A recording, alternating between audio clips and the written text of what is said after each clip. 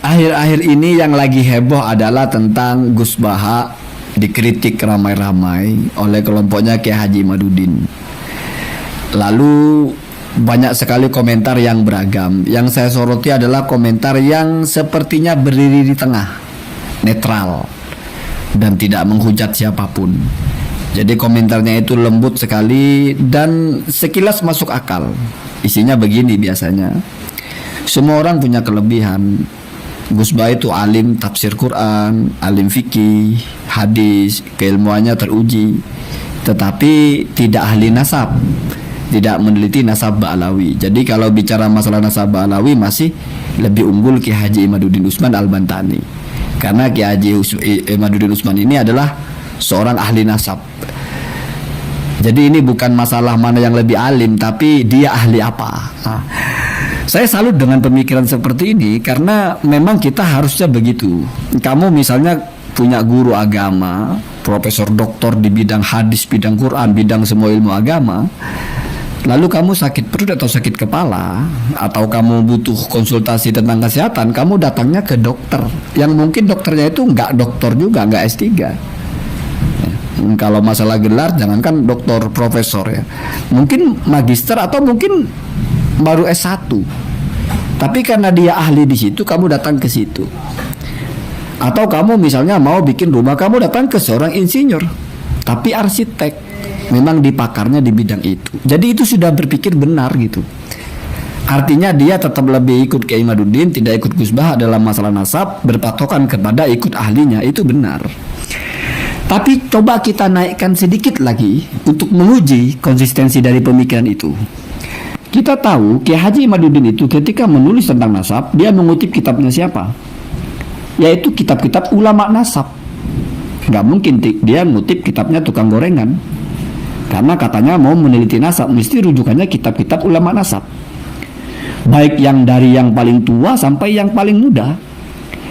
Dan ulama-ulama nasab itu, baik mereka yang menulis nasab atau yang mentahqiq kitab nasab yang dibaca oleh Kiai Haji Imaduddin, seperti misalnya Said Mahdi Rojai, Syekh Ibrahim bin Mansur, Syekh Ibrahim Al-Holili, itu kan ahli nasab semua. Kalau mereka bukan ahli nasab, tidak mungkin dirujuk oleh Kiai Haji Imaduddin.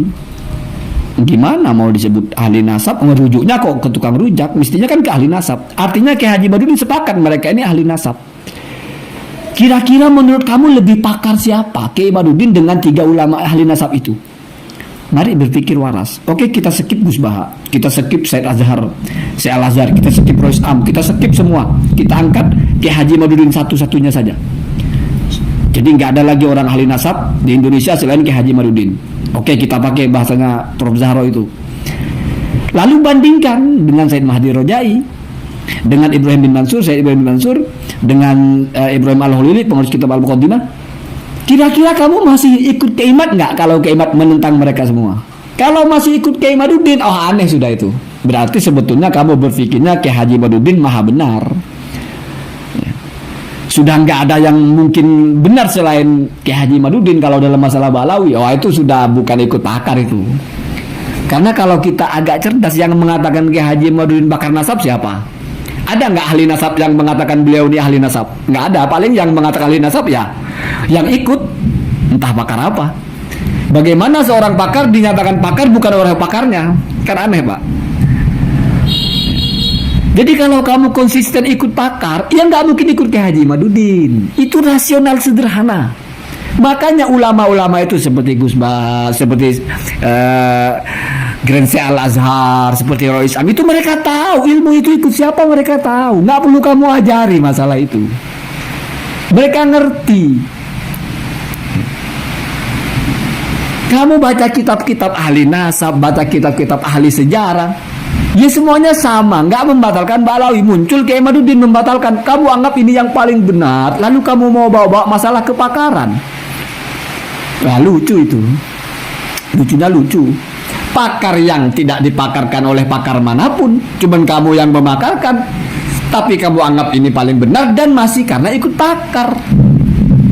Pikir-pikir coba, seorang pakar yang tidak pernah dipakarkan oleh pakarnya, ya, maka disebutnya jahil murakkab. oleh pakarnya gitu. Tapi kamu anggap itu pakar hanya karena kamu setuju. Nah ini berarti kemungkinannya masuk kepada yang saya bilang tadi itu, yang sering saya bilang itu. Kamu buta warna, nggak tahu mana hitam mana putih, lalu kamu mencoba mengatakan ini lebih hitam, ini lebih putih. Warna hitam warna putih aja nggak ngerti kok. Gimana kita bisa mengukur ini lebih pakar? Sementara kita nggak ngerti. Nasab itu kita nggak tahu, taunya kitab sezaman aja. Mestinya kalau nggak ngerti itu sama dengan kamu kalau sakit itu, kamu kan nggak ngerti bagaimana mekanisme bekerjanya sakit dalam kepala, sakit dalam jantung. Kamu datang ke dokter, terus tiba-tiba dokter itu bertentangan dengan tukang parkir. Di mana tukang parkir itu ngaku dirinya dokter juga, dan tidak ada satupun dokter yang mengatakan dia dokter. Kamu percaya sama tukang parkir itu? Dia ahli di bidang parkir. Terus kamu masih bilang saya mau ikut ahlinya. Ahli yang mana Pak yang mau kamu ikuti? Jadi lebih baik jujur saja, pokoknya saya ikut Kiai Haji Imaduddin. Walau aftal muftun, nah itu baru enak. Lagi pula saya angkat-angkat juga ketika ada senggol-senggol Gus Bah. Ini kan saya bantu mereka tuh. Biar semakin hidup apinya, takut mati juga, kasihan. Karena semakin saya tanggapi begini, kenapa mereka nggak pernah permasalahkan konten saya, nggak pernah bantah saya? Karena saya dianggap membantu mungkin. Ya bagus lah. Terus semakin diangkat, mereka nanti semakin ngangkat-ngangkat.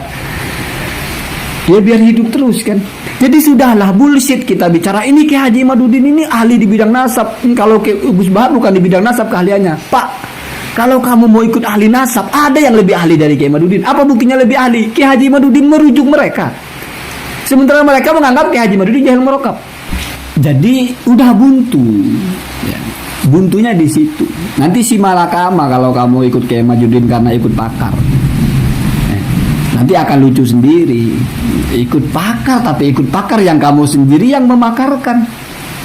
Nggak pernah ada orang lain mengatakan beliau pakar. Maksudnya orang lain itu orang yang juga pakar nasab. Nggak ada. Bahkan Prof. Zahro aja sudah mengatakan saya nggak ngerti nasab, tapi menurut saya yang paling pakar ya Kiai Haji Imaduddin. Menurut orang yang nggak ngerti nasab, dengan pengakuannya sendiri, ya wajar Pak. Kamu kalau mau tanya apakah orang itu polisi atau tidak, kira-kira lebih percaya kepada sesama polisi? Wah kalau polisi repot ya. Enggak, selain polisi lah. Siapa sih yang lebih kenal seseorang itu dokter, kecuali seorang dokter? Kamu mungkin bisa ditipu, tapi kalau dokter itu punya standar, bagaimana orang bisa disebut layak sebagai dokter? Karena dia sudah terbangun polanya. Standarnya orang disebut dokter itu apa?